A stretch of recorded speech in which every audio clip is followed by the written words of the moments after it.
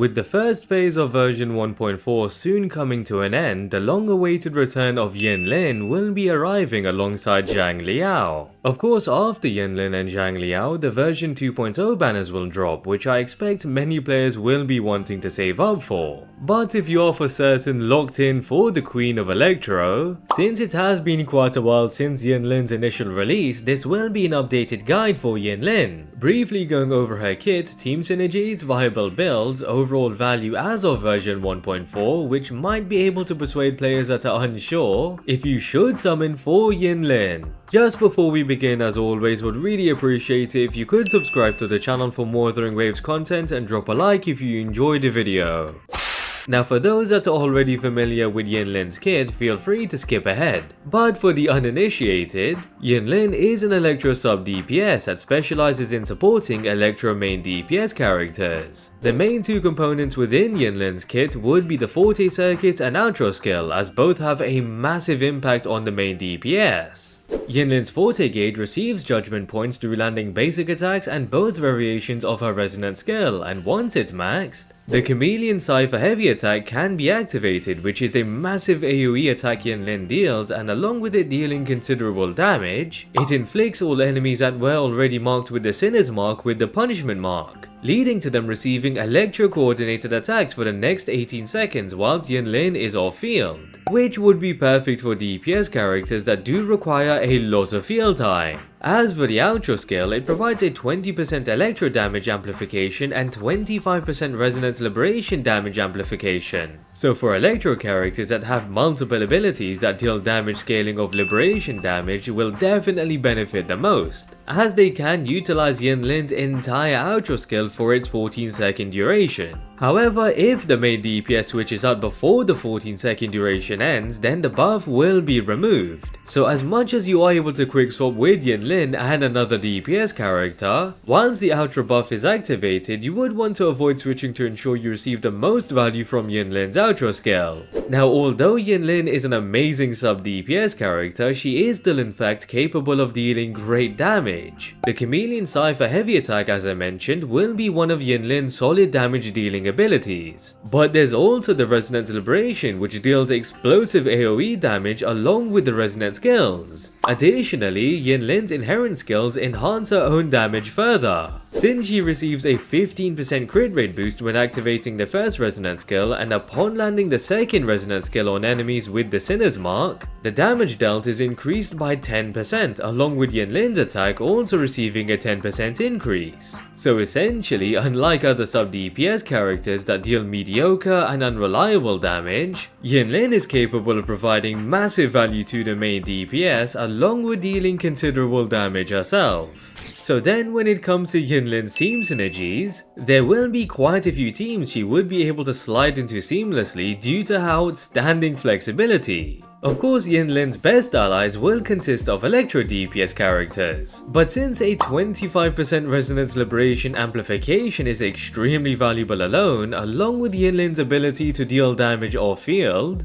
then you aren't restricted to pair her only with Electro characters, but even with characters that would value a boost in Resonance Liberation. Though as for Yinlin's unquestionable best team, to no surprise it will consist of XiangliYao, Yinlin and the Shorekeeper. Of course, with XiangliYao being an Electro main DPS that deals a ton of liberation damage, along with his enhanced resonance skill scaling of liberation damage, Yinlin would then undoubtedly be the best sub DPS and push XiangliYao the furthest in terms of DPS. In addition, XiangliYao's resonance liberation itself allows him to enter his secondary state and on average will last for 15 seconds, which is perfect alongside Yinlin's Outro buff duration of 14 seconds. So without a doubt, XiangliYao and Yinlin are tailor-made for each other and synergized extremely well. Then with the Shorekeeper third-wheeling the Electro couple, she is able to provide a ton of utility through her kit to significantly boost their performance, such as a 15% damage amplification for all allies, tons of constant healing, auto dodges and above above all, the Shorekeeper's Resonance Liberation is able to provide a bonus of 12.5% crit rate and 25% crit damage to all allies. Also, considering that the liberation duration is 30 seconds, it would provide Yinlin and XiangliYao with enough time to complete their rotations and for you to switch back to the Shorekeeper to activate her super intro skill. So this team is not only Yinlin's best team, but is definitely one of the best teams in the game, as it does synergize very well and is capable of dealing massive bursts of damage. Now alternatively, the dethroned King of Electro is still a viable option to pair alongside Yinlin, even though I would still definitely recommend sticking with XiangliYao if you do have him. Calcharo was initially the best character to be played alongside Yinlin, as he is an Electro main DPS that deals a lot of liberation damage and plays identical to XiangliYao, since both enter a secondary state through the liberation and have multiple abilities within their kit that deal damage scaling off liberation damage. However, saying that both are identical in playstyle is one thing, but in terms of performance there is a massive difference. Calcharo's combat performance is incredibly clunky, and his secondary state in particular pretty much shows that. So it will be difficult to fully utilize his entire kit, but if you aren't taking him into endgame content and maybe just farming open world enemies, then of course it would be a lot easier to fully utilize his kit. Though once again, if you do have XiangliYao, you likely wouldn't ever need to use Calcharo.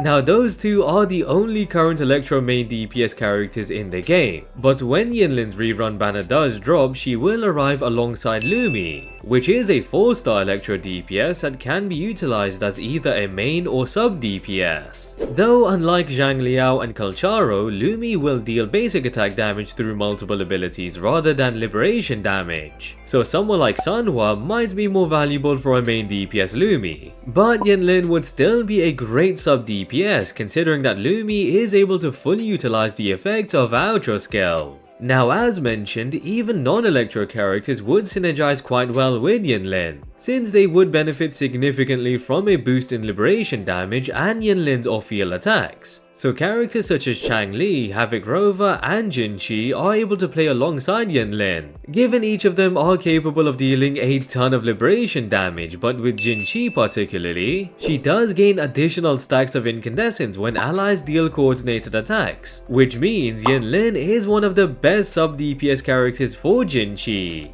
So overall, Yinlin is by far one of the most flexible sub DPS characters in the game and is able to provide a ton of value to many DPS characters, whether it's through utilizing her more as a quick swap sub DPS or a sub DPS that provides long periods of field time to the main DPS, ultimately showing how much value Yinlin truly holds currently and in the future. Regarding Yinlin's choice of weapons, the selection has certainly expanded since version 1.0 and now there's quite a few new options.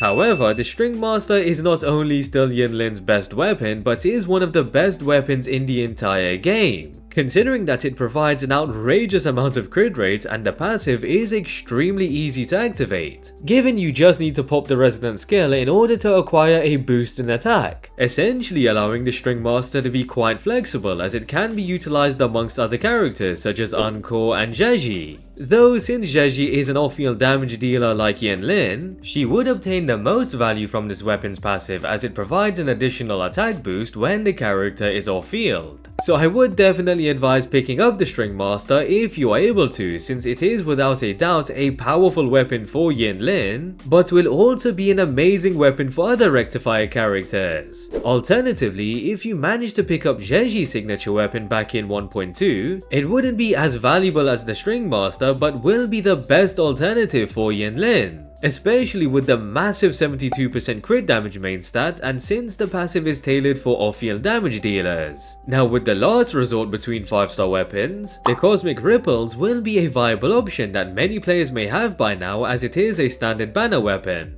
But it is extremely generic with an attack percent main stat and the passive provides a boost in basic attack damage with energy regen. So you can still very much utilize this weapon, but the previous two are significantly better for Yinlin. As for 4-star alternatives, you have the Augment, Fusion Accretion and Jinzhou Keeper, which are all viable options, but the clear best is the Augment, since it's the only 4-star weapon that provides a crit main stat, allowing for Yinlin to obtain a solid crit ratio a bit more easier. However, it is a battle pass weapon, so everyone may not have access to it, which leads to the fusion accretion being the best free-to-play option, as it does provide a higher base attack than every other 4-star weapon. So it is definitely a solid weapon choice, but since Yinlin has an incredible amount of longevity, providing her with a 5-star weapon would be ideal, as she will utilize it longer than many other characters in the game. Now moving on to Yinlin's viable echo builds. There's pretty much 2 echo sets Yinlin would want to use, and that's either the 5-piece Void Thunder set or the 5-piece Moonlit Cloud set. The Void Thunder set will provide Yinlin with more of a personal damage boost, given it increases electro damage by a total of 40%. So if you do want Yinlin to deal more damage, then the Void Thunder set will be the best set and might be ideal for quick swap comps. Since if you are relying on both Yinlin and another DPS to deal damage, then it would be best to ensure Yinlin can deal the most damage possible.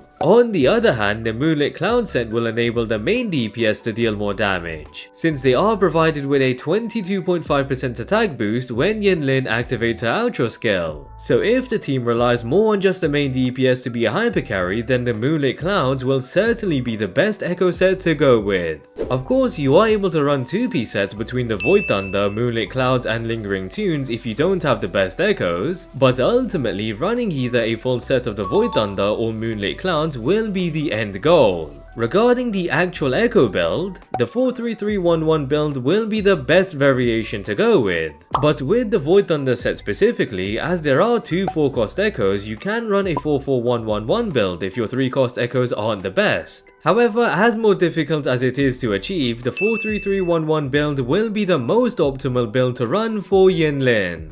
Now as for the stats to prioritize on a 43311 echo build, you ideally want either crit rate or crit damage on the 4-cost, electro damage bonus on the 3-cost echoes, but having one with attack percent is only a slight drop in DPS, making it perfectly fine to run. And with the 1-cost echoes, you would aim for attack percent. Regarding substats, you'll aim for crit rate and crit damage above anything else, then attack percent, resonance liberation damage and resonance skill damage. Though if you can just ensure the echo has crit rate and crit damage, then the remaining 3 substats wouldn't really matter unless you pull flat stats.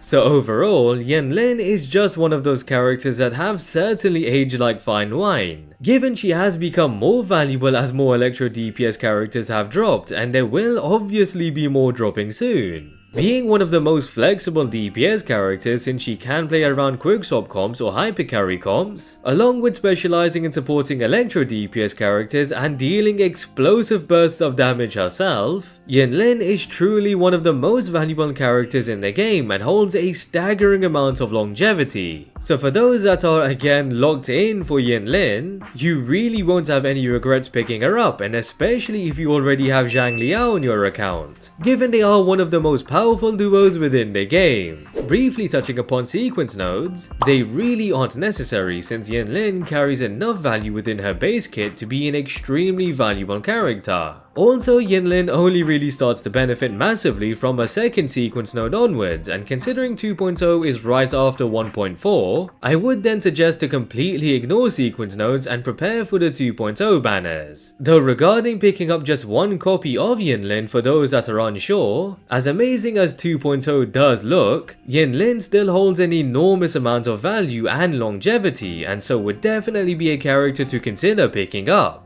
But that does also depend on the state of your account, since if you don't have any characters that really synergize with Yinlin or you just don't enjoy playing with them, then you can always pick her up when she returns a second time if there is a new character you like that drops and synergizes well with Yinlin. And with that, I hope you guys enjoyed the video. I would really appreciate it if you could subscribe to the channel for more WutheringWaves content, and if you enjoyed the video, drop a like. Also drop a comment down below on whether you will be picking up Yinlin and just your thoughts on her overall value. And yeah, hope to catch you guys later.